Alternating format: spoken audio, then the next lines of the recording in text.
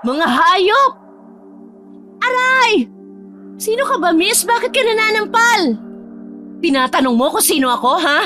Haliparot kang babae ka! Aray ko!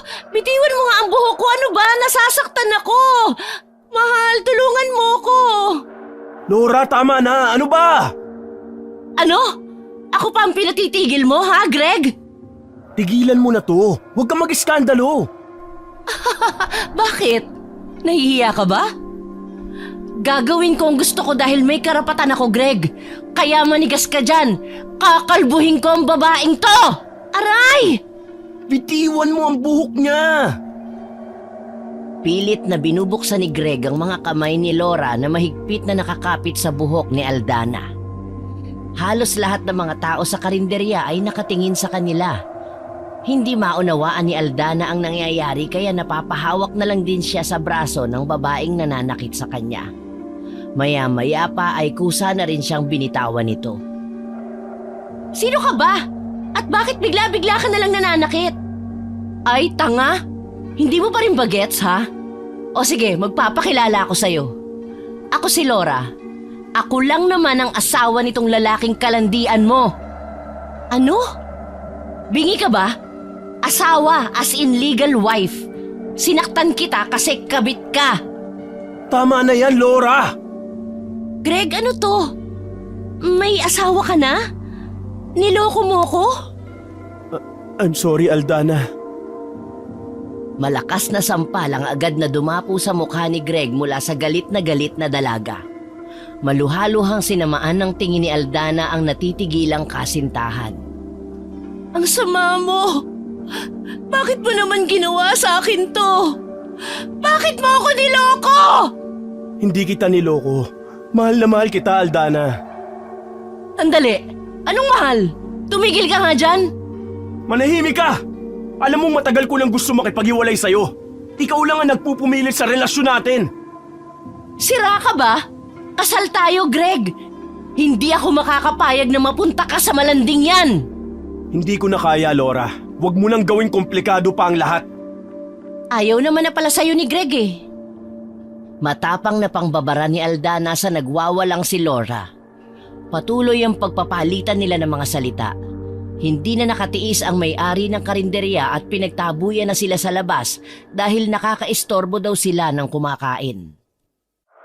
Pagdating sa labas ng karinderya, agad na nagpatuloy ang dalawang babae sa pagpapalitan ng maanghang na salita sa bawat isa. Ayaw magpatalo at pilit ipinaglalaban ng mga katwiran para sa nag-iisang lalaki na minamahal nila. Tumigil ka na, Laura. Sa bahay tayo mag-uusap.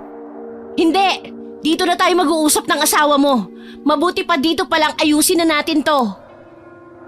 Aba, matapang kang kabit ka, ha? Oo, Laura. Matapang ako at tiyak na hindi mo magugustuhan ang sasabihin ko kay Greg. Nahihintakutang napalingon si Laura sa kanyang asawa at muling ibinalik ang tingin kay Aldana. Mamili ka, Greg. Ako o ang asawa mo? Aldana! Pinagsabay mo kami, di ba? Hindi pwedeng mamangka ka sa dalawang ilog. At ikaw naman, Laura, hindi porkit ikaw ang legal magagawa mo ng manakit. Proud ka pa talagang linta ka? Hindi ka ba nahihiya sa mga pinagsasasabi mo? Kadalaga mong tao pumapatol ka sa may asawa. Wala akong paki sa'yo. Ngayon, Greg, sumagot ka. Ikaw, Aldana, ang pipiliin ko. Ikaw ang mahal ko. Greg! Siguro naman malinaw na. Ako ang pinili ng asawa mo. So, ang ibig sabihin sa akin na siya. Ang kapal ng mukha ninyong dalawa. Halika ritong babae ka, kakalbuhin talaga kita! Akmasa ng pasugod muli si Laura sa nakatayong si Aldana pero nagawa ng maiharang ni Greg ang katawan sa tangkang pananakit muli ng babae. 5 taon nang nagsasama ang mag-asawa. Ang totoo ay hindi naman talaga niya gusto si Laura pero pinilit nila siyang pakasalan ng babae dahil akala nila ay buntis ito. Nagpanggap si Laura na may nabuo sa isang gabi na may nangyari sa kanila. Pero pagkatapos ng kasal ay doon nalaman ni Greg na baog ang kanyang asawa at wala itong kakayahang magbuntis. Ngunit wala na siyang magawa. Nagtiis na lang siya sa babaeng pinakasalan niya hanggang sa nakilala niya si Aldana, ang babaeng unang nagpatibok ng puso niya. Tumabi ka!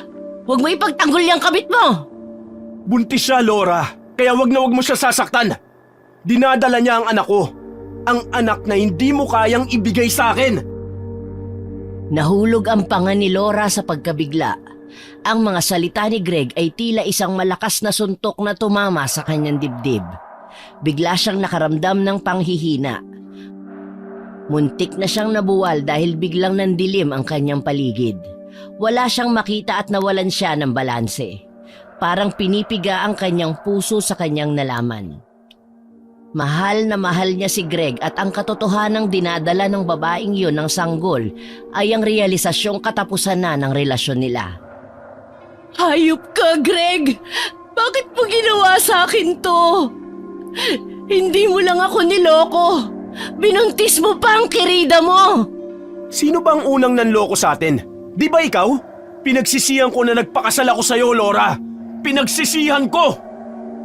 Hindi naman nakaimik si Aldana. Tila ramdam niya ang sakit na nararamdaman noon ni Laura. Sa di inaasahang pagkakataon ay nararamdaman niya ang awa rito. Pero hindi niya kayang bitawan si Greg kaya ipinaglalaban niya ito sa kanyang legal na asawa. Ayaw niyang walang kilalaning ama ang anak.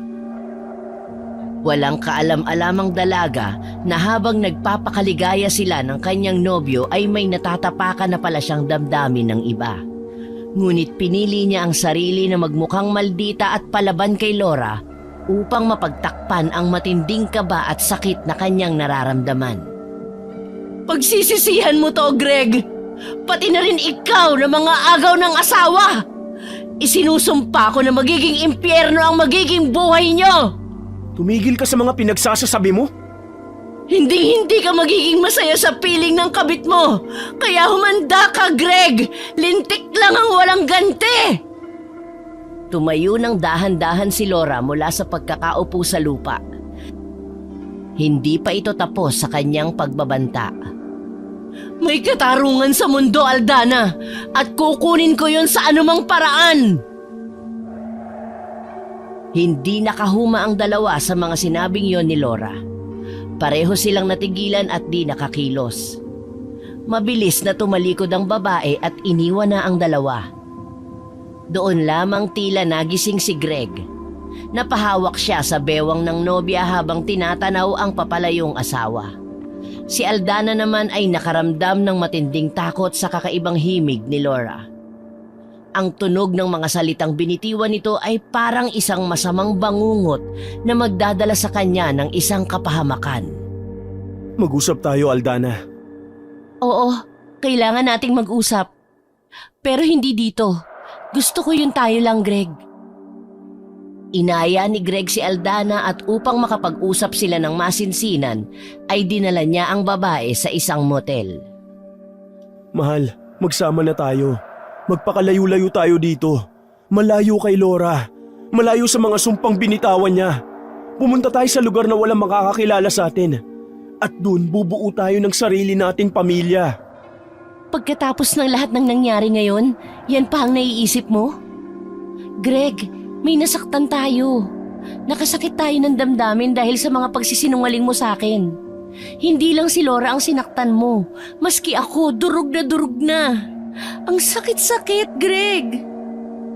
Nang mga oras na yon ay sakalang ipinakita ni Aldana ang tunay na nararamdaman sa kabila ng pagpapakita nito ng tapang kay Laura. Pumatak din ang kanyang luha sa mata dahil nakukonsensya siya sa nagawang pananakit ng damdamin ng asawa ni Greg. Akala ko ayos lang tayo kanina. Di ba pinapili mo pa ako at ikaw ang pinili ko? Anong dahilan bakit ibang punto mo ngayon? Bakit ka nagkakaganyan? Hindi ko maintindihan, Aldana. Dahil hindi ako masamang tao. Nasasaktan ako. Awang-awa ako sa asawa mo kanina, Greg. Dito, hindi siya mawala sa isip ko. Hindi mabura sa isip ko yung pag-iyak niya at yung lungkot niya. Pakiramdam ko may mangyayaring masama sa kanya eh. At kapag nangyari yun, kasalanan natin, Greg. Maupo ka nga muna. Baka mamaya ay mapano ka pa. Isipin mo muna ang anak mo bago ang ibang tao. Mamaya ay makasama sa bata yung ginagawa mo. Hayaan mo na si Laura. Kilala ko yun, matapang yun. Pero hindi siya gagawa ng anumang bagay na ikapapahamak niya. Inalalayan siya ng nobyo na makaupo sa malambot na kama. Sige, anong plano mo? Gusto mo ba doon na lang tayo umuwi sa probinsya kung saan ako lumaki? Malayo ang probinsya mo, Aldana. Pero para sa'yo, sasama ako. Mabuti na rin yun nang hindi tayo masundan ni Laura para guluhin. Pansamantala, doon muna tayo sa bahay ni na Itay at Inay. At kapag nakapanganak na ako, saka na lang tayo bumukod. Salamat, mahal, sa pagbibigay ng pagkakataon sa akin. Patawarin mo ako kung nasaktan kita. Kaya ako lang naman nagawang magsinungaling sa'yo. Dahil natatakot akong mawala ka sa akin. Kayo ng anak natin. Ayoko sana ng ideyang to, Greg. Hindi ko kayang lumaki ang anak ko na walang kikilalaning ama. Sana lang hindi mo rin gagawin sa akin ang ginawa mo kay Laura. Oo naman, pangako. Paliligayahin kita at hindi na kita sasaktan ulit. Sa loob ng silid na yon ay marahang inihiga ni Greg si Aldana at marahang hinalikan ang kanyang mga labi. Ang simpleng halik na yon ay uminit hanggang sa ang katawan nila ay nagkadikit at nagsanib. Ang apat na sulok ng silid na yon ang tanging naging saksi sa kanilang wagas na pagmamahalan. Nang matapos si Greg ay humiga siya ng patagilid habang ang isang kamay ay nakalagay sa bewang ng dalaga. Nakahilig naman si Aldana sa matipunong dibdib ng kasintahan. Masayang masaya ako, mahal. Sa wakas ay magiging akin ka na talaga ng buong buo. Wala nang makapaghihiwalay sa atin. Sana lang hindi totohanin ng asawa mo yung mga banta niya sa atin. Hanggang salita lang yon, huwag mo intindihin. Ang isipin mo lang palagi, yung mga oras na masaya at magkasama tayo. Nang matapos sila sa kanilang paglalambingan, ay nag-aya na si Aldana na umuwi. Ngunit hindi sa bahay ni Greg kundi sa apartment ng babae. Sumakay ng jeep ang dalawa patungo sa apartment. Habang umaandar ang sasakyan ay napansin ni Aldana ang isang itim na paru-paro. Hindi niya yun pinag-ukulan ng pansin. Ngunit nang makababa sila ay nagulat siya nang makitang tila sinusundan sila nito. Nagkibit balikat na lamang ang dalaga. Dahil alam niya na ayon sa mga pamahiin ng matanda, maaaring ligaw na kaluluwa lamang ang sinisimbolo ng mga paru-paro. Hindi niya iniisip na isang banta ang ganong kaliit na hayop. Maingat siyang inalalayan ni Greg hanggang sa makapasok sila sa apartment ng dalaga. Sandali lang mag-iimpake muna ako ng mga damit ko sa bag. Magluto ka muna ng mababaon nating pagkain sa biyahe dahil malayo rin ang Leyte sa Maynila. Sige, mahal ko. Bilisan mo para makaalis na tayo agad. Tumungo na sa kusina si Greg at nagsimulang lutuin ang nakitang mga pagkain sa ref. Nag-adobo na lamang siya ng baboy at nagsaing ng kanin. Habang ginagayat niya ang karne ay napansin niya ang paru-paro na paikot-ikot sa kanyang uluhan. Ngunit pagkaraan ng ilang sandali ay biglang dumapo ito sa kanyang balikat. Dahil sa gulat ay napipis niya ito at tumalsik sa dingding. Hindi pa man siya nakakabawi sa gulat ay sunod-sunod na malalakas na katok ang kanyang narinig. Lumabas kayo dyan, mga walang hiya! Greg, subukan mo sumama sa babaeng yan! Talagang ipakukulong ko kayong dalawa ng kabit mo! Narinig yun ni Aldana kaya't napalabas siya ng silid at tinungo ang kusina. Greg, si Laura yun Paano niya tayo natuntun? Hindi ko nga rin alam Teka at lalabasin ko. Sandali, tingnan mo muna baka may kasama siyang mga pulis. Bilisan mo, Greg. Nakakahiya sa mga kapitbahay. Doon lang muna ako sa kwarto. Papasukin mo na dito para hindi mag-eskandalo sa labas. Agad na tumalima si Greg. Pinagbuksan niya ang asawa at pinilit nitong papasukin sa loob ng sala. Ayop ka talaga, Greg. Wala ka talagang takot no? Talagang pipiliin mo yung kabit mo at itatanan mo pa? Tumigil ka na! Hindi pa ba malinaw sa'yo na si Aldana ang pinili kong makasama at hindi ikaw? Hindi ako makakapayag, Greg. Laura, tigilan mo na to. Hindi kita mahal. Pinakasalan lang kita dahil pinikot mo ko. Niloko mo ako. Alam mo yun, di ba? Para mo ng awa, Greg. Huwag mo akong iwan. Hindi ko kaya. Nakikiusap ako. Hindi na magbabago ang pasya ko. Patawarin mo ako pero magsasama na kami ni Aldana. Magkakaanak na kami. Buo na ang pamilya namin. Pakawalan mo na ako. Dahil ba sa anak, ha? O sige. Papayag ako sa relasyon ninyo pero akin ka pa rin, Greg. Pwede naman dalawa kami. Please, huwag mo akong iwan. Tumigil ka na sa kaibangan mo, Laura. Hindi pwede ang gusto mo mangyari. Mahal ko si Aldana. Kaya sana palayain mo na ako. Hindi na kita mahal. Hindi totoo yan. Sinasabi mo lang yan para saktan ako. Pero ang totoo, mahal mo rin ako. Naghihiganti ka lang sa akin. Hindi na nakatiis si Aldana. Lumabas siya ng silid at nakisali sa usapan ng mag-asawa. Tumayo ka dyan, Laura. Huwag kang lumuhod kay Greg. Tama siya, hayaan mo na kami alang-alang sa anak namin. Nanlilisik ang mga matang bumaling ng tingin si Laura sa gawin ni Aldana. Tumatagos ang tingin niya sa tiyan ng dalaga. Hindi nila inaasahan ang biglang pagsugod nito sa kanya. Ikaw ang tumigil! Magbabayad kang haliparot ka! Binibigyan ko na nga kayo ng pagpipilian, ayaw nyo pa! Pwes, magsama-sama na lang tayo sa impyerno! Arati! Nasasakal ako! Bitawan mo ako! Tama na yan! Ano ba, Laura? Tumigil ka na! Nakakapagod na sa totoo lang! Ayoko na! Ano bang hindi mo maintindihan doon? Ha? Nang maalis ang kamay ni Laura sa leeg ni Aldana, ay siya naman ang sinakal ni Greg. Ayoko sanang gawin sa ito, pero sumusobra ka na! Mana yan? Halika na, umalis na tayo! Sumasakit na ang tiyan ko! Totoo naman ang sinabi ni Greg ng mga oras na yon. Masyado na rin siyang napapagod sa panggugulo ni Laura sa kanila. Para namang napapagalitang bata si Laura at hinayaan nitong makaalis ang dalawa. Naiwan ito sa apartment, iyak ng iyak. Hindi makapaniwala na tuluyan nang iniwan siya ng kanyang pinakamamahal na asawa. Samantala, habang bumabiyahe ang dalawa ay napansin ni Greg ang pananahimik ni Aldana at ang mayat-maya nitong pagbubuntong hininga. Kanina ko pa napapansin na panay ang buntong hininga mo. Dahil ba sa nangyari kanina? O masakit pa rin ang tiyan mo? Hindi ko mapaniwalaan ang mga nangyayari ngayon, Greg. Sa isang iglap na bago ang tingin ko sa sarili ko. Pakiramdam ko, ang sama-sama kong babae. Sana, hindi mo na lang ako binuntis para wala kang pananagutan sa akin. Shh, tama na. Ano ba?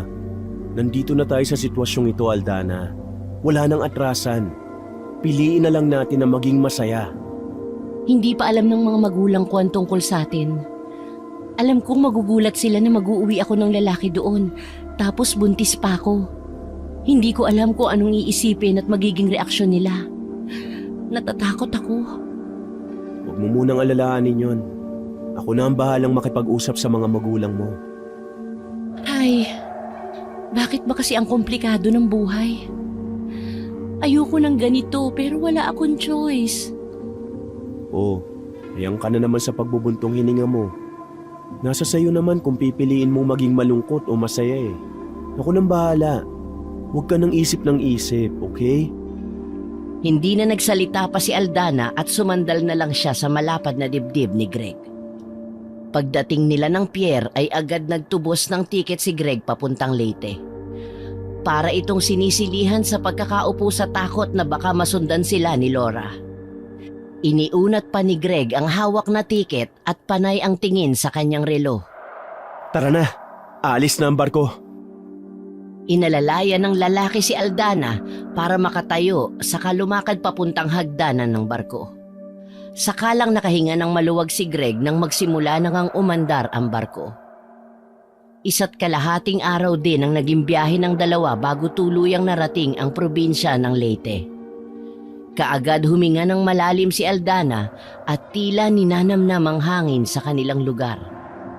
Malayo pa ba dito ang baryo ninyo? Hindi naman. Sasakay lang tayo ng tricycle. Habang bumabiyahe sila ay napansin na kaagad ng dalaga na marami nang nagbago sa kanilang bayan.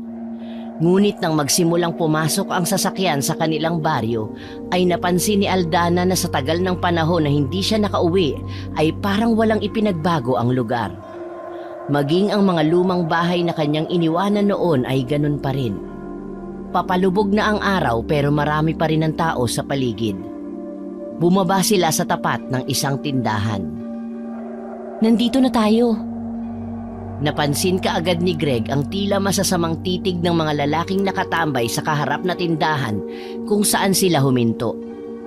Saan ang bahay nyo dito? Kailangan pa nating maglakad ng konti. Ano? Bakit di ba tayo nagpati dun sa tricycle? Ganun talaga dito. Hindi naman makakaakyat ang tricycle dyan sa itaas ng bundok. Sa taas ang bahay ninyo?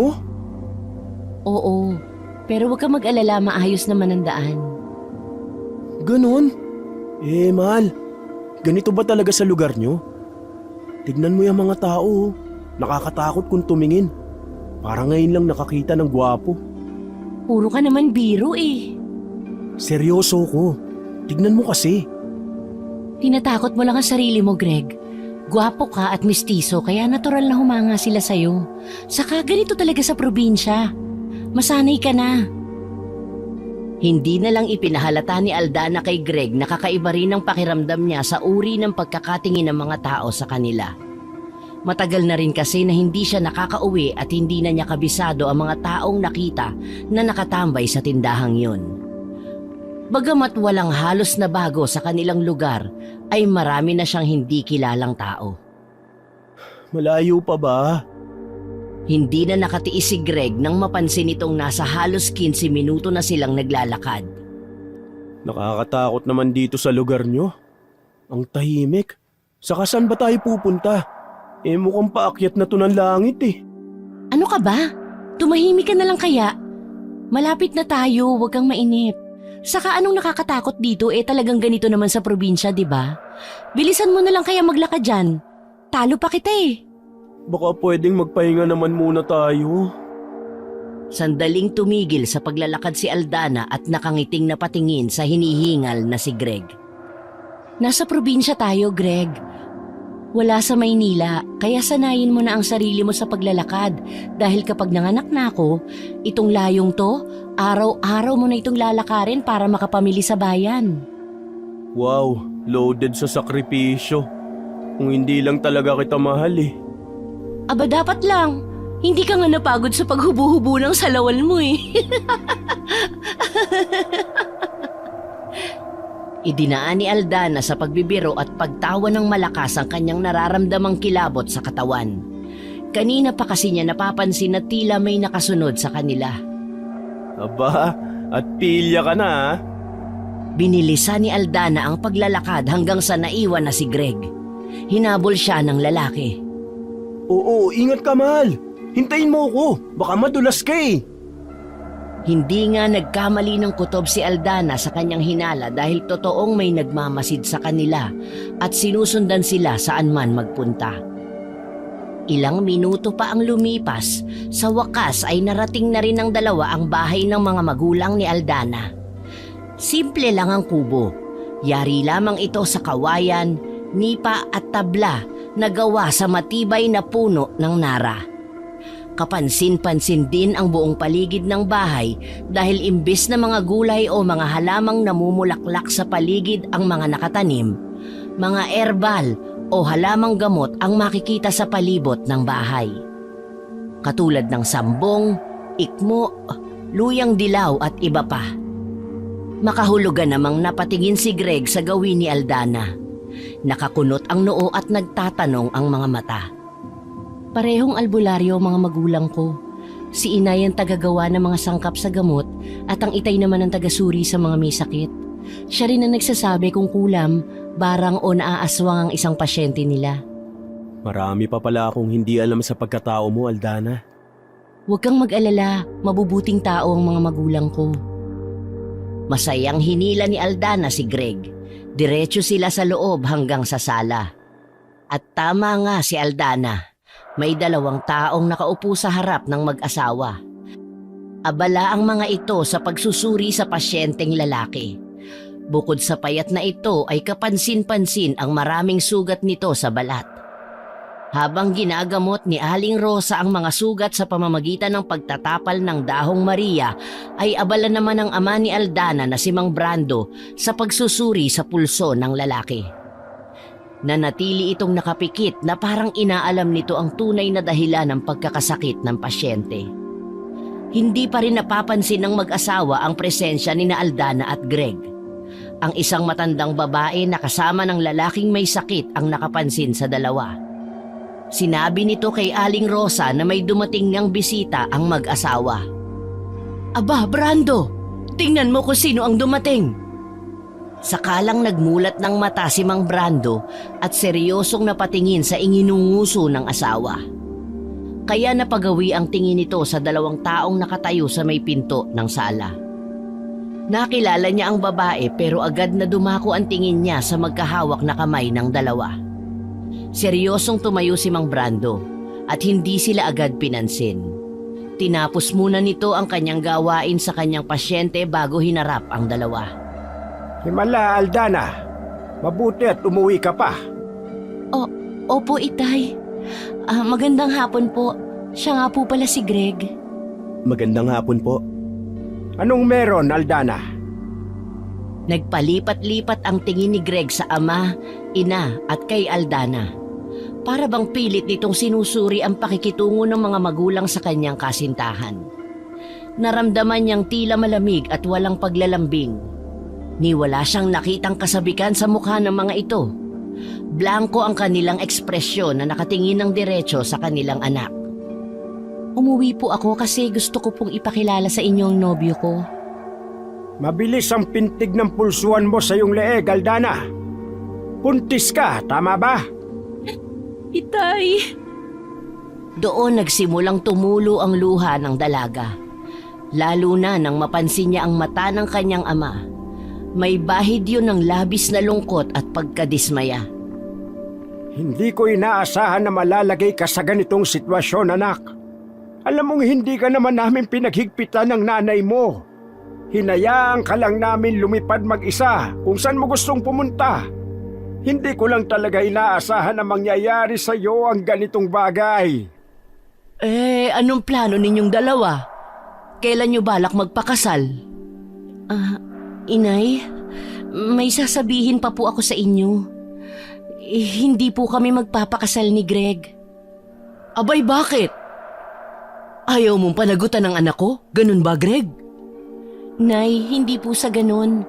Hindi lang po niya ako pwedeng pakasalan kasi po ay kasal siya sa ibang babae. Biglang napasuntok sa dingding si Mang Brando at panay ang mura. Bakit naman ganon, Aldana? Hindi! Mali! Hindi naman kami nagkulang sa pangaral sa iyo, di ba? Bakit, ha? Wala ka na bang makitang ibang lalaki? Ilayo mo sa akin ang lalaki niyan, kundi mapapatay ko yan! Wag naman, Tay. Please po, wag po ninyong saktan si Greg. Huminahon ka, Brando. Baka mapano ang anak mo. Biglang napahagulgol ng malakas si Aldana at hindi na yon mapigilan pa ng kahit na sino sa mga kasama niya sa bahay. Kahit masama ang loob ay napilitan si Mang Brando na magpakahinahon. Dahan-dahan niyang nilapitan ang kanyang anak. Biglang nagbago ang kanyang tono at naging malumanay. Nagmamahalan po kami ni Greg. Hindi ko po kayang mawala siya sa buhay ko, Itay. Ayokong mawala ng ama ang aking anak. Huwag po ninyong ipagkait sa inyong apo na maranasan ng isang buong pamilya. Hiwalay na po kami ng asawa ko. Huwag po kayong mag-alala. Aalagaan ko po at mamahalin si Aldana habang buhay. Ipinapangako ko po yan. Patawarin niyo po kami. Huwag kayo sa amin humingi ng tawad. higit kayo nagkasala sa asawa nito. Doon kayo humingi ng tawad. Tiyak na madadamay ang apo ko kapag nagkaroon ng gulo. Hindi ko na po magagawa yon dahil balak na po namin ni Greg na dito na po manirahan hanggat hindi pa ako nakakapanganak. Yun ay kung papayag po kayo. Anak, malaking kasalanan niyang gagawin ninyo. Kahit sabihin ninyong nagmamahalan kayong dalawa, kasal pa rin yan sa ibang babae. Mabuti pa ay pabalikin mo muna ito sa kanyang asawa. Ayusin niya muna ang gusot niya. Bakit pinili mo ang maging isang kabit? Wala kang mapapala dito pagdating ng panahon. Pasensya na po, Nanay Rosa. Pero hindi na ho ako babalik sa asawa ko. Hindi ko po iiwan si Aldana. Kung galit po kayo, sa akin na lang niyo ibuhos ang lahat. Pero sana, hayaan niyo pong ipakita ko kung gaano katotoo ang pagmamahal ko sa inyong anak. Kung hindi po ninyo kami matatanggap dito, mapipilitan ho kaming bumalik sa Maynila. At doon na lamang magsimula. Hindi. Walang aalis. Gabi na. Hindi na kayo pwedeng bumaba dahil delikado na. Mabuti pa ay palitan mo na ang damit mo. Magsuot ka ng itim na damit para hindi takaw tingin sa mga gumagalang aswang yan tiyan mo. Dahil sa narinig ay labis na lumuwag ang kalooban ni Aldana. Alam kasi niya na sa sinabing yon ng kanyang ina ay natanggap na siya nito at si Greg. Alam niya na bagamat masama ang loob sa kanya ng kanyang mga magulang, ay hindi siya kayang tiisin ang mga ito. Ano pang hinihintay mo, Aldana? Magbihis ka na. Hay naku, ewan ko sa iyong bata ka. Teka, at kukunin ko lamang yung ilang piraso ng damit na naiwan mo dito dati. Mukha namang kasya pa sa iyo ang mga yun eh. Salamat ho, Inay.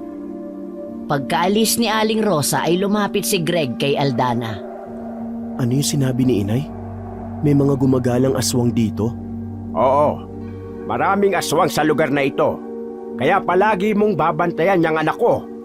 Wag na wag mo siyang aalisan ng tingin at dapat palagi kang nakatabi sa kanya. Ano man ang mangyari. Dahil oras na mapahamak ang anak ko. Katapusan mo na, lalaki! Tay naman.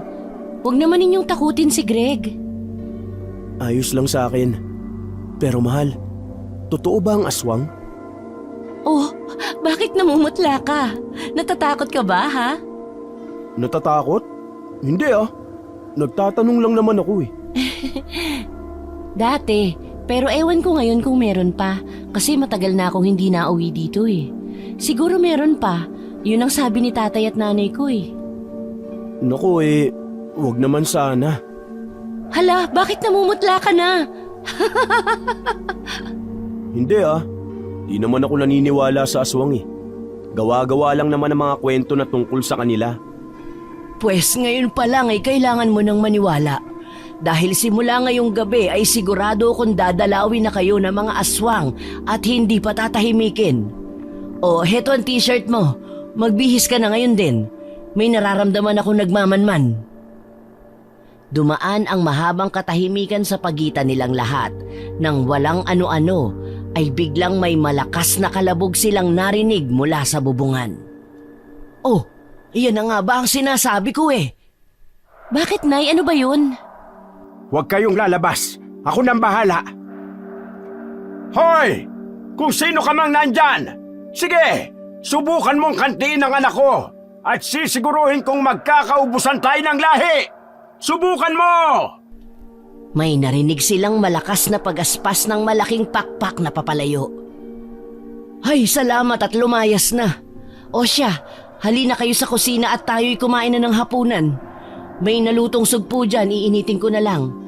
Siya nga pala, doon na lang muna kayo tumuloy sa dati mong silid. Maaari nyo nang ayusin yon habang naghihintay kayo ng makakain. Sakalang nakahinga ng maluwag si Aldana nang tumalikod ang kanyang ina patungong kusina. Sinamang Brando naman at Greg ay ipinagpatuloy ang kwentuhan. Marami itong ibinilin sa lalaki tungkol sa mga pangontra at kung ano ang dapat niyang gawin kapag mayroong aswang na umaaligid. Sa pagdaan ng mga araw ay nagsama na nga ang dalawa na parang mag-asawa. Naging maayos naman ang kanilang mga naunang linggo. Nakakaraos at natatapos nila ang araw na masaya. Ipinakita ni Greg ang matinding pagmamahal kay Aldana sa mga panahong yon. Inaalagaan niya ito ng mabuti at pinagsisilbihan. Nagsimula na ring maghanap ng mapagkakakitaan ng lalaki upang makatulong sa pangangailangan nila sa araw-araw. Samantala, habang unti-unti nang lumalaki ang tiyan ni Aldana, ay doon niya mas nararamdaman ang iba't ibang pagbabago ng kanyang katawan. Isa sa palagi niyang inirereklamo ay ang madalas na pag-iinit ng kanyang katawan lalo na sa gabi. Masyadong maalinsangan para sa kanya ang bawat gabi. Talagang ganyan ang buntis. Kailangan ay masanay ka na. Medyo matagal-tagal pa ang titiisin mo. Hindi naman ako nagrereklamo, inay. Ayos lang po. Importante ay maipanganak ko ng maayos ang anak ko. Nang gabing yon, pagkatapos nilang mag-usap ng ina ay humiga na siya sa kama kung saan naghihintay si Greg. Sabay silang natulog. Ngunit sa kalaliman ng gabi ay biglang naalimpungatan si Aldana dahil sa kakaibang pananakit ng kanyang tiyan at sa napakainit na pakiramdam. Butil-butil na ang kanyang pawis sa noo. Marahan niyang niyugyog ang natutulog na asawa. Greg? Gumising ka, naiinitan ako. Magpalit ka na lang ng damit, mahal. Mainit talaga eh. Masakit din kasi ang tiyan ko eh. Ikuha mo muna ako ng maligamgam na tubig.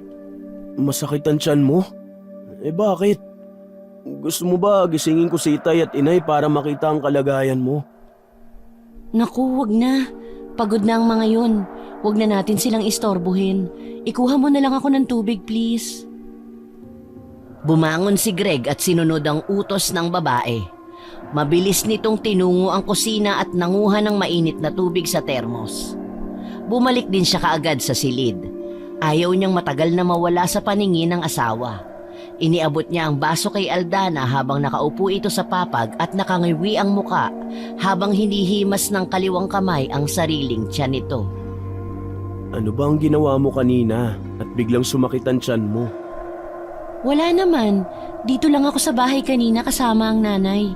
Tapos heto, nagising ako dahil parang hinahalukay ang tiyan ko sa sakit. Mabilis na ininom ni Aldana ang tubig. Pinakiramdaman nito ang sarili. Muling hinimas nito ang kanyang tiyan at tinatansya kung umayos na nga ba ang kanyang pakiramdam. Ano, ayos ka na ba? Anong nararamdaman mo?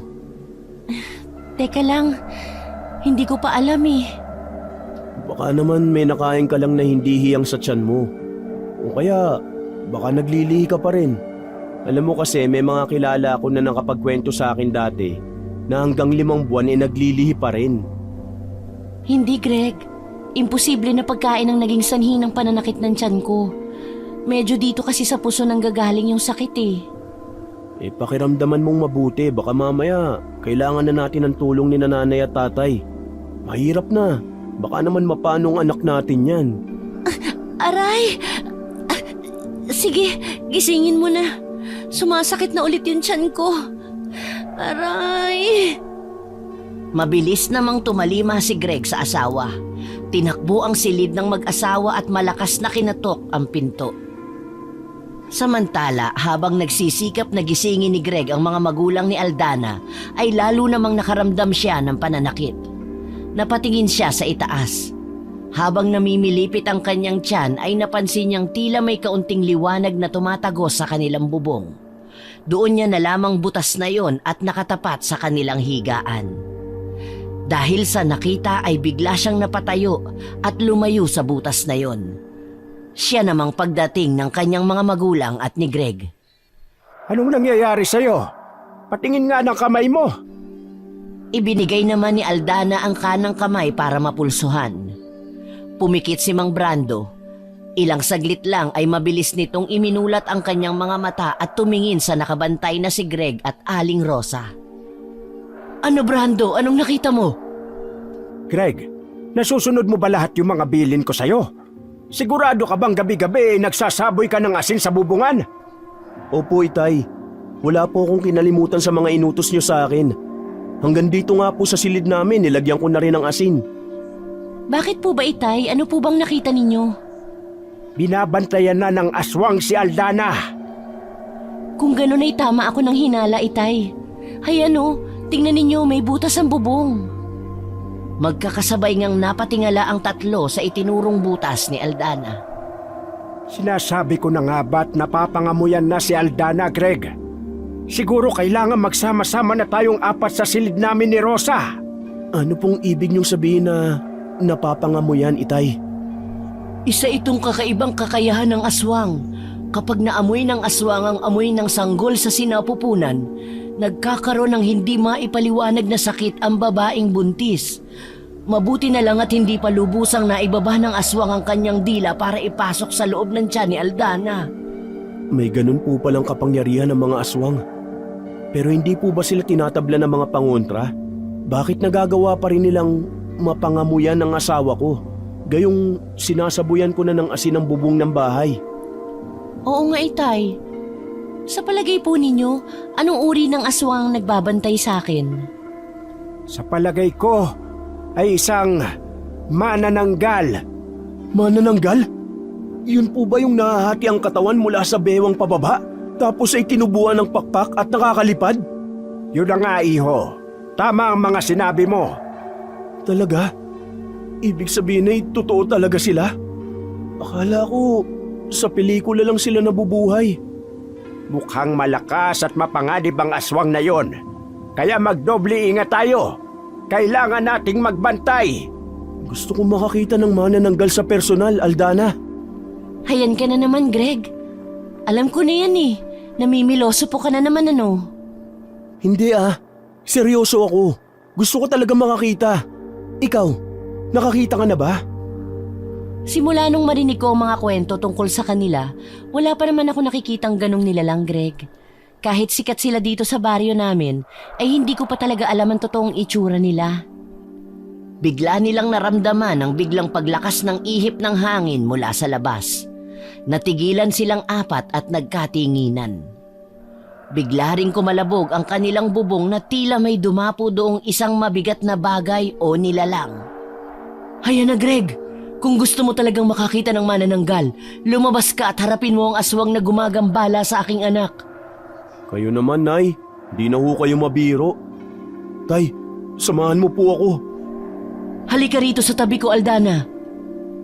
Mabilis na kumilos sina Aldana at Greg para lumipat sa tabi ni Aling Rosa. Napausal ng panalangin ang matandang babae habang mahigpit nitong hawak ang palad ng anak. Nakaramdam din ito ng matinding kaba at takot. Magmadali ka, Rosa. Ipahid mo ang langis na ito sa tiyan ni Aldana. Ikaw naman, Greg.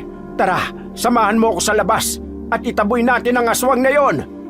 Po, talaga po bang lalabas tayo, Itay? Halika na! Huwag kang duwag! Napapakamot na lang si Greg na sumunod kay Mang Brando. Kahit takot ay ayaw niyang mapahiya siya sa ama ni Aldana. Mahigpit ang pagkakahawak niya sa ibinigay na punyal sa kanya ng matandang lalaki. Pagkalabas ng dalawang lalaki ay mabilis na binuksan ni Aling Rosa ang bote ng langis na ibinigay sa kanya ng kanyang asawa. Inihaplos niya yon sa tiyan ni Aldana. Doon lang nakaramdam ng ginhawa si Aldana at nawala rin ang pananakit ng kanyang tiyan. Ang dating maalinsangang pakiramdam ay biglang napalitan ng panlalamig. Kumusta ang pakiramdam mo, Aldana? Nawala na po, inay, ang pananakit ng aking tiyan. Bigla na ring nawala ang pag-init ng aking katawan. Kahit paano po, guminhawa na ang pakiramdam ko. Ay, salamat naman kung ganon, anak. Ang galing naman po ng langis na yan, inay. Talagang mahusay po talaga kayo ni Itay na gumawa ng mga gamot. Magmula ngayon ay hawakan mo na ito. Tuwing gabi bago ka matulog ay haplusan mo ang tiyan mo para hindi ka na maamoy ng aswang na yun. Sana nga po, inay, ay matigil na ang paggambala sa akin. Baka po kasi mapano ang anak ko. Natigilan si Aldana nang pumasok sa silid nila ang dalawang lalaki. Oh, anong nangyari? Nakita niyo ba? Paglabas namin papatakas na siya. Totoo ba, mahal? Oo, paglabas namin ni Itay may malaking anino ng pakpak ang bigla na lamang lumipad palayo. Sayang di ko nakita yung muka. Pakpak lang talaga ang nakita ko. Papaano mo naman kasi makikita? Nakasiksik ka kanina sa likod ko. Nanginginig ka pa nga sa takot. Hindi naman sa ganoon, Tay.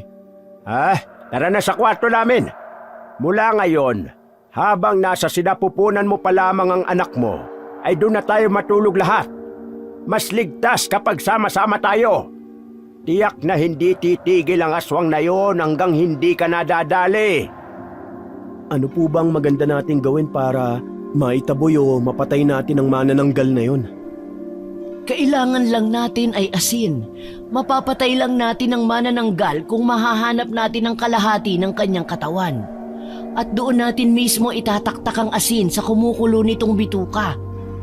At kapag nagawa natin yon bago sumapit ang umaga, ang sikat mismo ng araw ang papatay sa kanila. Paano naman, Inay, kung walang araw at makulimlim ang umaga? Mamamatay pa rin sila dahil hindi na magdurugtong ang kanilang katawan. Dahil sa oras na malagyan mo na ng asin ang kalahati ng kanilang katawan, masusunog ito at mamamatay. Yun lang po ba? Meron pa. Mamamatay sila sa saksak ng matulis na kawayan. Ganun po ba? Ngayon na lang muli nagkaroon ng balita sa pag-atake ng manananggal. Malakas ang kutob kong bagong dating o dayo lang ito sa ating lugar.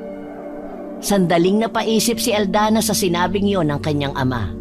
Bigla rin kasing pumasok sa isip niya ang mga salitang binitiwan sa kanila ni Laura.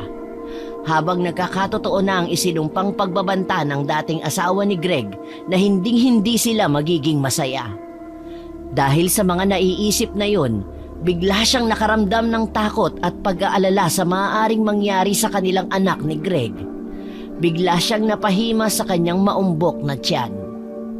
Hindi nakaligtas sa paningin ni Greg ang sunod-sunod na paghinga ng malalim ni Aldana. 4 na buwan pa ang kanilang hihintayin bago maisilang ang sanggol. Mahaba-haba pang panahon yon para sa kanila. Nag-aalala siya para sa kaligtasan ng kanyang anak na dinadala ni Aldana. Ipinangako niya sa sarili na iingatan niya at babantayan ang kanyang mag-ina na mahal niya. Maraming gabi na ang nagdaan at hindi na nga nakabalik pa ang aswang para sumalakay. Masusi na kasi nilang binabantayan si Aldana. Relyebo ang 2 lalaki sa pagbabantay, lalo na sa gabi. Bagamat naging tahimik na ang bawat gabing nagdaraan, ay hindi nagpakakampante ang mag-asawang albularyo. Palagi pa rin silang nakaalerto at nakikiramdam sa paligid. Hindi kasi nila kilala ang kanilang kalaban kaya kailangan nilang maging mapagmatsyag. Palagi silang nakahanda sa anumang panganib na nakaabang. Nang masiguradong hindi na bumalik ang aswang, ay nagpasya na ang mag-asawa na bumalik na sa kanilang silid. Tinakpan na rin ni Greg ang butas sa bubong. Sa pagsapit ng 8 buwan ng pagbubuntis ni Aldana ay napansin ng babae na tila nagbabago ng gawi ang kanyang mahal na lalaki. Napansin niya ang pagbabago nito at ang madalas na pag-iinit ng ulo. Hindi na rin ito maasikaso sa kanya at madalas ay umuuwi pa ito ng gabi at amoy alak. Saan ka na naman ba nagpupunta, Greg? Aba, pasado 9:00 na ng gabi. Alam mo naman sa kalagayan kong ito ay hindi pwedeng naiiwan ako ng mag-isa. Hindi ka naman nag-iisa. Naririyan naman ang itay at inay na nagbabantay sa'yo habang wala ako. Saka, nakipagkwentuhan lang naman ako kay Aling Esther. Saka dun sa babaeng nangungupahan sa kanya na galing sa Maynila. Kaya pala amoy alak ka na naman. Ano bang nangyayari sa'yo at nagkakaganyan ka? Hindi ka naman dating ganyan Wag mo na lang akong pansinin. Namimiss ko lang naman ang uminom Hayaan mo na ako. Anong hayaan? Anong pinagsasasabi mo? Mahimik ka dyan at matutulog na muna ako. Teka, bakit ang tahimik yata dito sa bahay? Nasaan yung 2 matanda? Wala sila. Kanina pang hapon umalis. May sumundo sa kanila na magpapagamot daw ng kanilang kaanak. Ayaw nga sana ni Itay Kaso sabi ko darating ka naman kaya wala silang dapat na ipag-alala. Uy, kasalanan mo naman pala kung bakit ka nag-iisa Di sana hindi mo sila pinayagan para hindi ka naiwang mag-isa. Naririnig mo ba ang sinasabi mo? Anong problema mo? May problema ba sa atin? Sabihin mo! Aba, nakakasawa ka na rin Wala ka ng pinagkaiba sa dati kong asawa na bungangera. Ay, napakamalas ko talaga sa asawa. Nagulat si Aldana sa sinabing yon ni Greg. Hindi niya matanggap na itinulad na siya nito kay Laura. Parang isang malakas na sampal yon sa kanya. Dahil doon ay labis siyang nag-alala. Nahiga na siya nang makitang pumikit na ang kanyang asawa at nakatagilid dito patalikod sa kanya. Parang gumuho ang lahat ng mga pangarap niya ng mga oras na yun. Napaiyak siya ng tahimik. Ilang sandali pa ay narinig niyang bumukas ang pinto sa sala. Kasunod niyon ay ang boses ng kanyang itay at inay. Lumabas siya ng kwarto at sinalubong ang dalawa. Oh, gising ka pa. Yung asawa mo nandyan na ba? Opo, inay. Kanina pa po siya dumating, nakatulog na nga po eh. Mabuti naman kung ganon. Itong tatay mo hindi mapakali na iwan kang mag-isa dito sa bahay. Ipinipilit nga sa akin na parang nakita daw niya ang asawa mo na nakikipag-inuman sa tindahan ni Aling Esther. Sabi ko naman baka namamalikmata lang siya. Hindi po nakipag-inuman si Greg. Maaga po siyang umuwi, inay. Sabi ko naman sa'yo hindi si Greg yung nakita mo. Baka kamukha lang. Naku baka gano'n na nga. Teka, sisilipin ko nga kung talagang naroon na sa silid si Greg. Ayan oh, hindi mo ba nakikita? Masarap na ang tulog. Madali lang magsinungaling talaga, Aldana, no? Kaya lang nakalimutan mo na umaalingasaw ang amoy ng alak sa kwarto ninyo. Anak, pinagtatakpan mo si Greg sa amin? Umamin ka nga. May problema ba kayo ni Greg? Wala po, inay. Wala po kaming problema. Aba mali! Dapat hindi siya magiinom ng alak. Malapit ka na mga anak. Saka napapansin ko, parang may nagbabago sa ugali ng asawa mo. Alam mo bang usap-usapan sa baryo na yung lalaki niyan nakikipagmabutihan sa dalagang umuupa doon kay Aling Esther? Bigla na lang bumundol ang kaba sa dibdib ni Aldana nang mabanggit ng kanyang ama ang dayong kababaryo. Hindi kaya ay may babae na si Greg at nag-iisip na rin itong humiwalay sa kanya? Iniisip pa lang niya na mawawala si Greg sa kanya para na siyang mawawala ng malay sa sobrang paninikip ng kanyang dibdib. Tumigil ka nga, baka mamaya marinig ka ni Greg. Ano naman kung marinig niya? Hindi ko gusto yung ginagawa niya sa anak natin. Hayaan niyo po, inay, at pagsasabihan ko na lang po si Greg. Aba dapat lang. Dahil kapag nagpatuloy pa ang kanyang ginagawa sa inyo, mapapahama kayong mag-ina. Kaya pagsabihan mo. Ano ba? Ang iingay nyo naman, natutulog ang tao Panay ang salita nyo dyan. Respeto naman. Nagulat ang tatlo sa biglang pagbalikwas ng bangon ni Greg sa kinahihigaan nito sa papag. At seryosong tinitigan niya ang mag-anak na nasa kanyang harapan. Alam ninyong may nagpapahinga na tao dito, panay pandaldal nyo. Gabi na matulog na kayo. Greg, ano ba? Huwag mo namang bastusin ang mga magulang ko. Ako ang binabastos nila. Akala ba ninyo bingi ako at hindi ko naririnig ang mga pinag-uusapan nyo tungkol sa akin? Aba talagang... Huwag na po, itay. Ako na ang bahalang kumausap kay Greg. Lasing lang po siya kaya nasasabi niya ang mga bagay na yun sa inyo. Mag-uusap kami bukas. Sabihin mo yan sa kanya. Bukas pa? Ngayon na, itay! Greg, ano ba? Mabilis na naglakad si Aldana papasok ng kanilang kwarto. Isinara nito ang pinto at hinarap ang nakaupo na noong si Greg. Nakatungo ito at pasuray-suray ang ulo.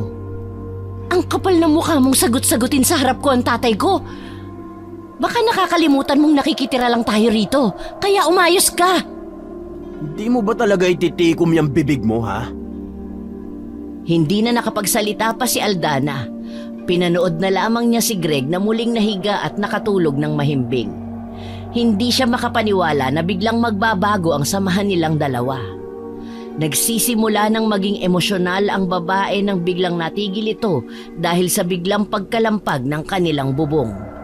Malakas yun at parang gustong baklasin ng kung sino man ang nasa bubong. Niyugyug niya ang asawa ngunit hindi ito magising. Humihilik pa ito at walang pakialam sa nangyayari. Biglang natuklap ang bubong at gano'n na lang ang pagkatakot ni Aldana nang makita ang itsura ng manananggal. Tila itsura yon ng isang matandang babae na may mahaba at magulong buhok. Nanlilisik ang kanyang mga mata habang nakatuon ang tingin nito kay Aldana. Biglang bumukas ang pinto ng kanilang kwarto. Mabilis siyang nilapitan ng kanyang ina at ama. "Halika na, bilis! Tara sa kabilang silid! Ay Diyos ko, dalian mo!" Si Greg po, inay! "Anak naman ng pating, mukha bang may pakialam pa sa'yo ang walang hiya mong asawa?" Tinapunan ng tingin ni Aldana ang kinaroroonan ni Greg. Kampante pa rin itong nakahiga at natutulog lang. Muli niyang tiningnan ng manananggal na nasa bubong, nakasilip.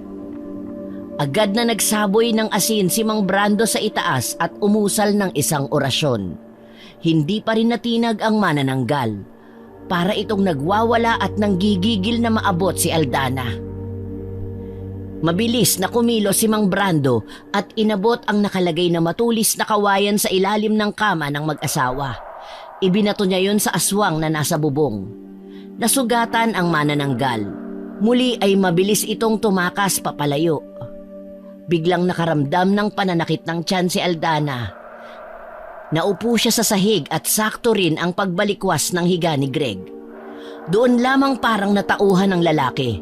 Nagtataka itong nagpalipat-lipat ang tingin sa tatlo. Nilapitan niya ang asawa. Ano bang nangyari at ba't gising kayong lahat?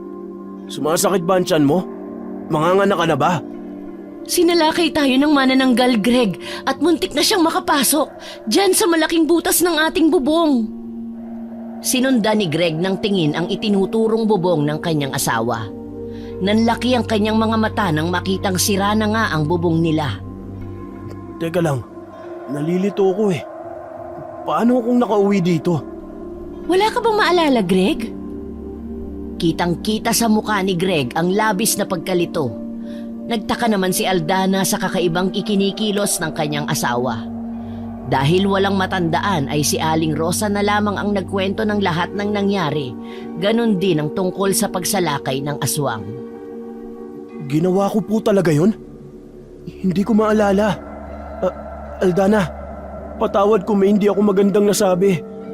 Ganon din po sa inyo, itay, inay. Mabuti pa ay magpahinga ka na lang ulit, Greg.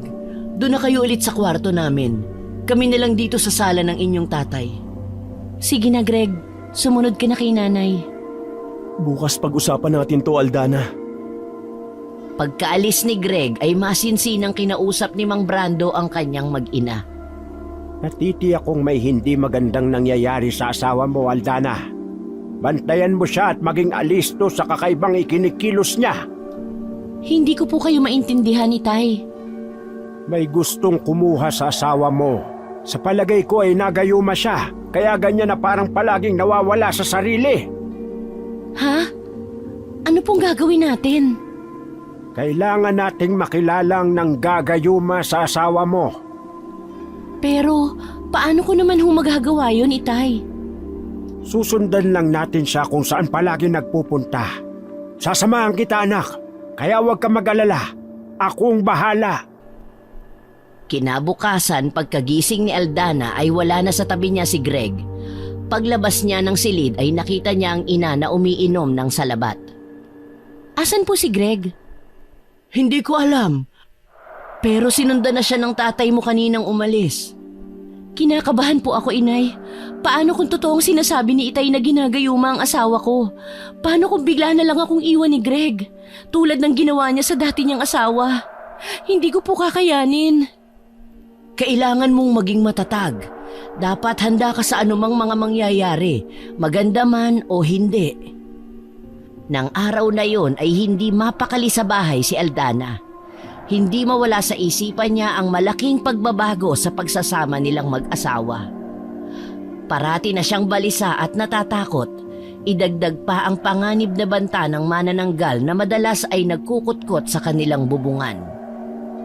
Sumapit ang gabi ay hindi pa nakabalik ang sino man sa dalawang lalaki ng kanilang pamilya. Labis na nag-aalala si Aling Rosa at hindi siya mapakali.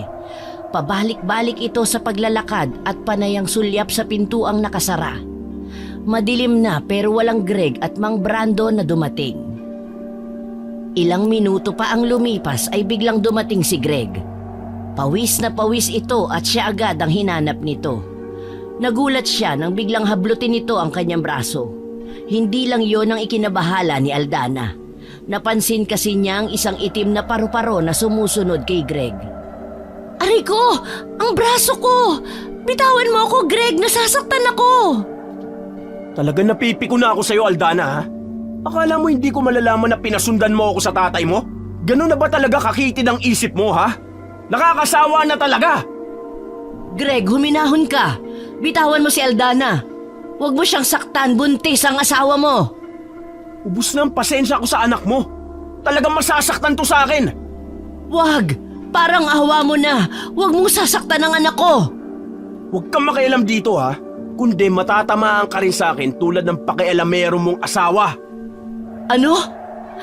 Anong ginawa mo sa asawa ko? Nasaan si Brando? Hayop ka, Greg!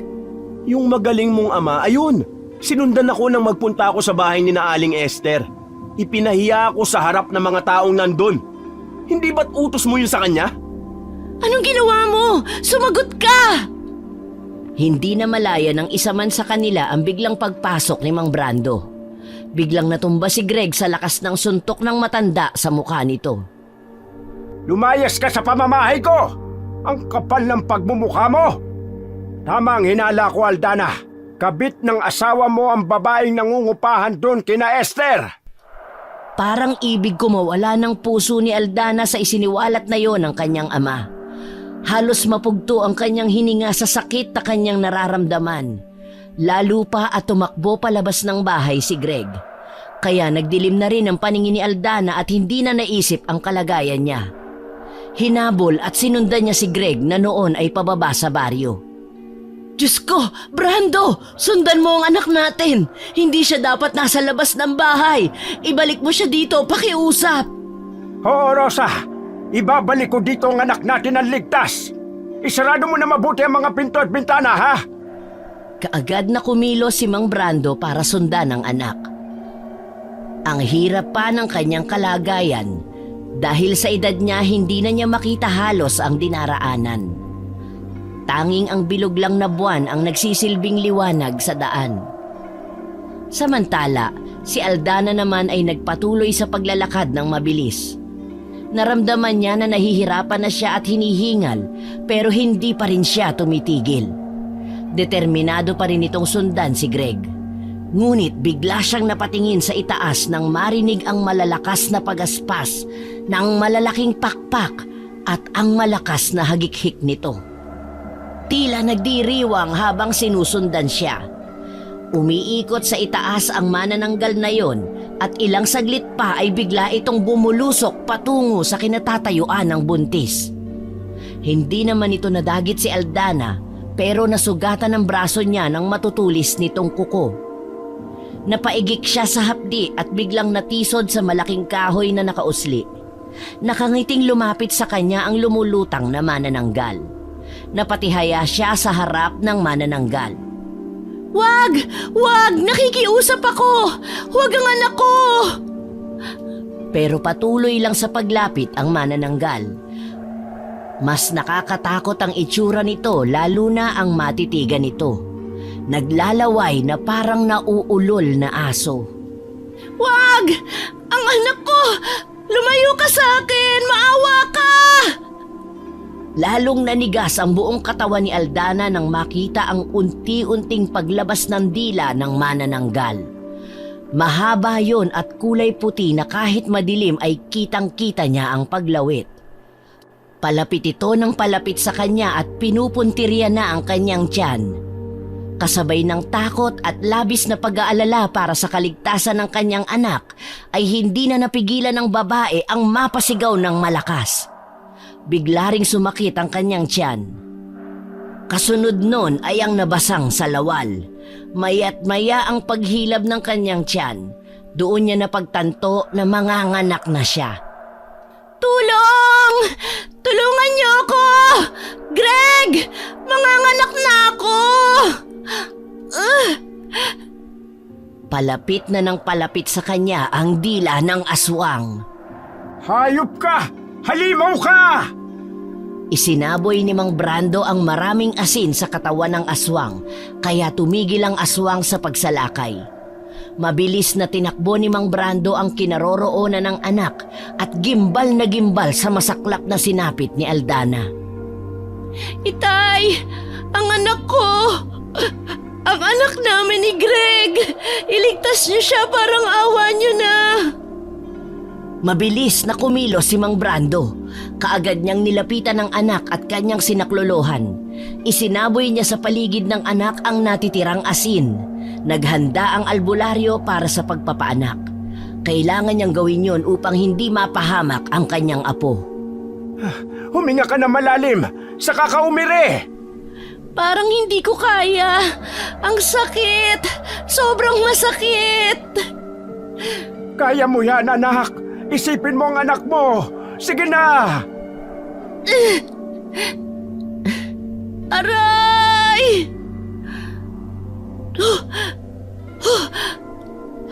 Hindi ko kaya!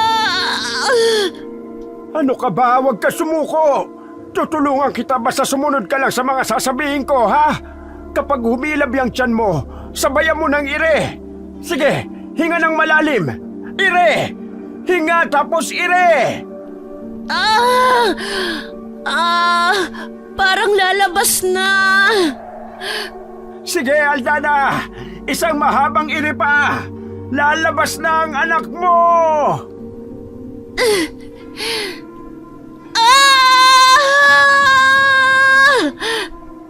Matagumpay na naisilang ni Aldana ang kanyang anak. Subalit napansin niyang natulala ang kanyang ama habang ang paningin nito ay nasa kanyang sanggol. Tay, anong nangyari? Bakit hindi umiiyak ang anak ko? Ikinalulungkot ko pero patay na ang sanggol, anak. May butas sa dibdib ang bata. Malamang hindi mo talaga namalayan na nabiktima na ng aswang ang anak mo. Hindi. Hindi totoo yan, Itay. Nakikiusap ako, iligtas mo ang anak ko.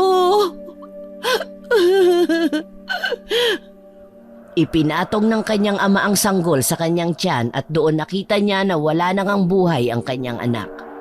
Halos hindi magawang tingnan ni Aldana ang sinapit ng sanggol. Masakit ang mamatayan ng anak, lalo na kung ang dahilan nun ay ang pagpatay ng aswang.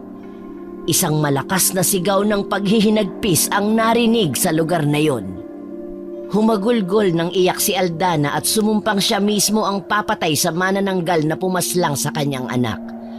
Tumakas ang manananggal at matagal na hindi nagpakita sa kanila. Mula nang mailibing ang sanggol ni Aldana ay tila nawala siya sa kanyang sarili.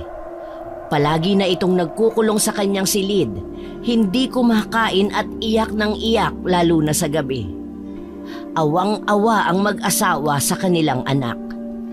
Parang awa mo na, Aldana. Buksan mo ang pinto, mag-usap tayo. Kailangan mong kumain ng makabawi ka ng lakas.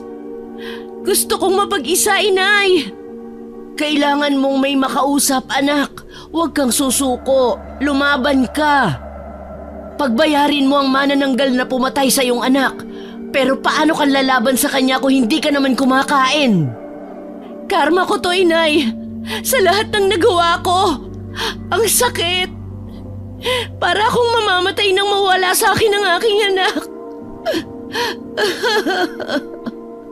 Puwersahan nang ang binuksan ni Aling Rosa ang pinto at umiiyak itong napayakap sa kanyang anak habang nakasubsob sa unan at umiiyak. Nang humarap ito sa ina ay mugtong-mugto ang kanyang mga mata. Namayat na rin siya at hindi maipagkakailang mayroon siyang matinding pinagdadaan ng hirap. Si Greg, inay. Hindi pa ba siya umuwi? Hindi pa, anak. Kung ganon, talagang sumama na siya sa ibang babae. Iniwan na niya ako. Hayaan mo na ang lalaking yon, Aldana. Nakikiusap ako sa'yo. Ayusin mo ang sarili mo. Magpakatatag ka. Hindi pwedeng ganyan ka, anak. Hirap na po ako. Kasalanan ko to, inay. Parusa ko to sa lahat ng naging mga kasalanan ko. Hindi, mali ka. Wala kang kasalanan, anak. Mahal na mahal ko po si Greg, pero iniwan niya ako. Ang sakit-sakit po. Masakit, pero darating din ang araw na matututunan mong maghilom. Huwag mong hayaan na sirain ka ng isang tao na walang malasakit sa'yo. Malalampasan mo rin ang lahat ng pagsubok na ito. Tatagan mo lang ang loob mo, anak. Muling napahagulgol ng iyak si Aldana at wala na lang nagawa si Aling Rosa kundi ang damayan ng anak sa lahat ng paghihirap nito. Bilang isang ina, masakit para sa kanya ang makitang naghihirap ang kanyang anak at nasa matinding pagsubok. Samantala si Mang Brando naman ay tahimik na lumuluha sa labas ng silid ng anak. Awang-awa siya sa sinapit ni Aldana. Maging siya ay hindi pa rin makapaniwala na wala na ang inaasahan nilang apo. Halos hindi rin niya matanggap na hindi man lang niya nailigtas o naipagtanggol ito. Gayong ang trabaho niya ay ang magligtas ng buhay ng ibang tao. Gusto niyang magwala pero wala naman siyang ibang masisi sa mga nangyari. Dahil hanggang sa mga oras na yon ay hindi pa rin nakikilala kung sino ang manananggal na sumalakay sa anak ng gabing yon. Hindi rin naman niya masisi si Greg dahil alam niya na wala sa tamang pag-iisip ang lalaki dahil sa gayumang ipinainom ng babaeng may maputlang kulay. Hindi na nga lang niya nabanggit ulit yon kay Aldana dahil ayaw na niyang bigyan ito ng iba pang aalalahanin. Pagdating ng tanghalian ay sinubukang dalhan ni Aling Rosa ng pagkain si Aldana. Labis naman ang tuwang naramdaman ng ginang nang nakita niya sa wakas na kumain na ang anak. Maganang-magana ito sa pagkain di tulad ng mga nakaraang araw. Pero sa likod niyon, hindi alam ng ginang na mayroon na palang pinaplano ang anak. Pagsapit ng gabi, nang makabawi na ng kaunting lakas si Aldana ay palihim siyang lumabas ng bahay upang antayin at manmanan ang aswang. Dala niya ang punyal ng ama. Determinado talaga siyang maipaghiganti ang anak sa mapamuksang manananggal. Wala siyang ibang pinaghihinalaan kundi ang sinasabi ng kanyang ama na babaeng galing Maynila. Pinuntahan niya ang bahay na pinapaupahan ni Aling Esther. Maya-maya ay bumukas ang pinto ng isang kubo na nasa tabi lang ng tindahan ni Aling Esther. Dahil madilim ay hindi agad nakita ni Aldana ang mukha ng taong lumabas. Ngunit sigurado siya na babae yon dahil sa suot nitong mahabang itim na palda. Maingat niyang sinundan kung saan papunta ang babae hanggang sa huminto sa isang masukal na bahagi sa likod. May inilabas na maliit na bote ang babae.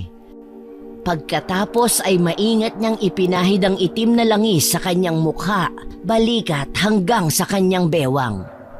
Matapos magpahid ay nagsimula itong umusal ng isang kakaibang dasal. Habang ginagawa ito, ang kanyang balat ay tila kumikislap sa dilim, nagbabago at nagiging parang balat ng isang hayop. Muli itong nagpahid ng langis. Bigla itong dumipa at umungol na parang nasasaktan. Ilang sandali pa ay unti-unting lumalabas sa kanyang kilikili ang mga pakpak na parang sa paniki. Nag-umpisa na ring humiwalay ang kanyang katawan sa bewang. Nang matapos ay bigla itong lumipad pa itaas. Naiwan ang kalahating katawan nun sa masukal na damuhan. "Patay ka ngayon sa aking hayop ka!" Dahan-dahan siyang lumapit sa putol na katawan. Dinukot niya ang bulsa at inilabas doon ang baon niyang asin at abo. Nakahanda na siyang ibudbud sana yon sa kalahating katawan ng aswang pero biglang may humawak ng kanyang mga kamay. Paglingon niya ay nakita niya si Greg. Sino ka? Anong gagawin mo? Greg? Jean! Bumalik ka dito, dali! Labis ang gulat ni Aldana sa mga salitang namutawi sa bibig ng asawa. Kung tingnan siya ni Greg ay parang hindi siya kilala nito. Ngunit ang mas labis niyang ikinabahala at ikinatakot ay ang pagtawag niya sa aswang.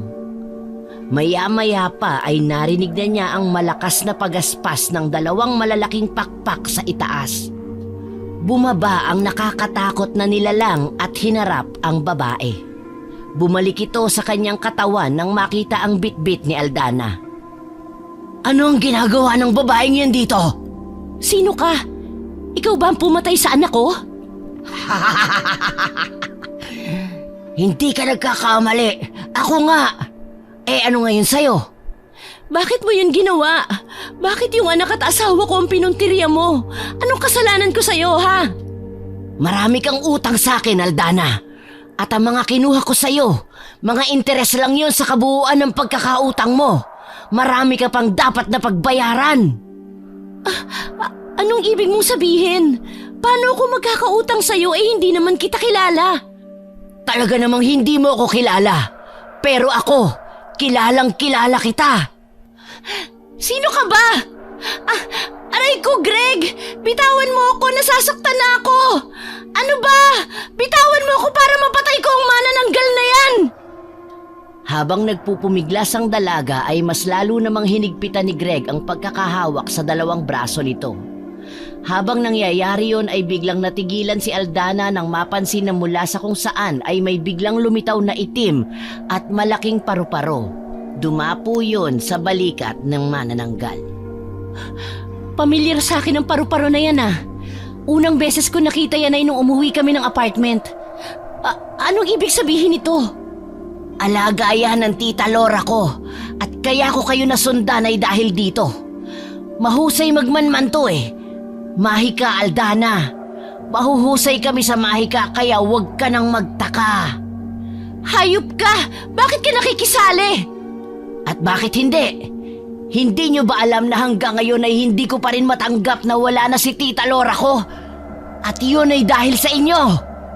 Pinatay mo siya, Aldana. Napakabait ni tita Lora. Siya lang ang meron ako. Siya lang ang pamilya ko na sinuportahan ako sa lahat na parang isang magulang. Tapos ano?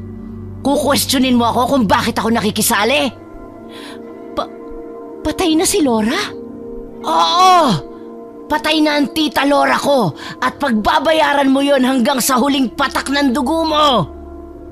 Labis na nagngingit-ngit ang dalagang si Jean.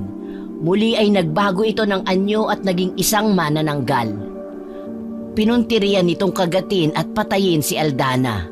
Ngunit bago pa man niya yon magawa ay may naramdaman siyang isang malamig na bagay sa kanyang likuran. Kasunod nito ay napangiwi siya na tila nasasaktan. Halos sabay na napatingin si Aldana at Greg sa likod ng manananggal. Naroon si Mang Brando at hawak-hawak ang isang matulis na kawayan na ibinaon niya sa katawan ng aswang. Nang bitawan ni Mang Brando ang kawayan ay nalaglag sa lupa si Jean. Tila nawala ng silbi ang kanyang mga pakpak. Gumapang ito pero huminto rin. Ang matulis na kawayan ay nakabaon pa rin sa kanyang katawan at bawat galaw ay lalong lumalalim ang pagkakabaon. Bitiwan mo ang anak ko, Greg! Kundi ikaw ang isusunod ko! Agad na binitawan ng lalaki ang hawak na babae. Nilapitan si Jean at dinamayan ito sa kanyang paghihirap. Bakit niyo to ginawa sa mahal ko? Greg, makinig ka. Ginayuma ka lang ng babaeng yan. Hindi totoo yung sinasabi mo! Eto, inumin mo ang posyong ito para makalaya ka na sa panggagayuman ng aswang na yan! Nang ayaw itong inumin ni Greg ay nilapitan ito ng matanda. Pinilit niyang ipainom ito sa lalaki. Binantaan pa niya ito na papatayin ng tuluyan ng naghihingalong aswang kapag hindi siya sinunod. Inabot ng lalaki ang bote at ininom ang laman nun. Pagkatapos ay bigla itong nawala ng malay. Si Aldana naman ay nilapitan ang naghihingalong aswang. Patawad. Hindi ko ginusto ang nangyari kay Lora. At patawarin mo rin kami kung nasaktan ka din namin. Jean, hindi ko sinasadya. Mamamatay na ako. Pero babaunin ko sa hukay ang galit ko sa inyo. Hindi na kayo magiging masaya. Pagkasalita nito ay bumagsak na ang kamay ni Jean sa lupa. Nagkamalay na si Greg. Ganun na lamang ang kilabot na kanyang naramdaman nang makita ang bangkay ng manananggal. Natakot siya sa nakitang itsura nito. Agad na ikinuwento ni Mang Brando sa lalaki ang lahat-lahat ng mga nangyari.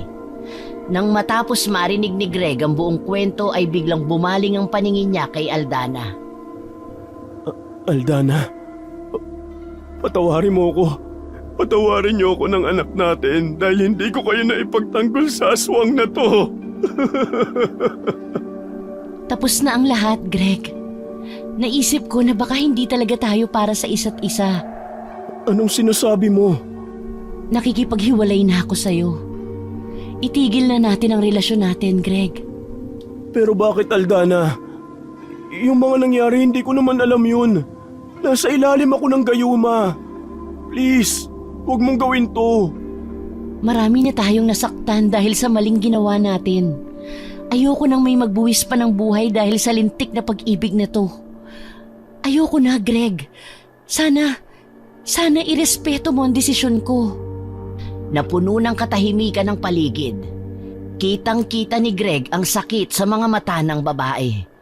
Hindi man madali, pinilit ni Greg na tanggapin ang desisyon ni Aldana. Alam niyang sa oras na lumayo siya ay wala nang magiging balikan. Sa huli ay niyakap niya ito ng mahigpit, tanda ng kanyang pamamaalam. Lumipas ang mga buwan, natutunan ni Aldana na harapin ang buhay na wala na ang pinakamamahal niyang lalaki. Muli siyang bumangon sa pagkakalugmok at nagsimulang magbagong buhay kasama ang kanyang mga magulang.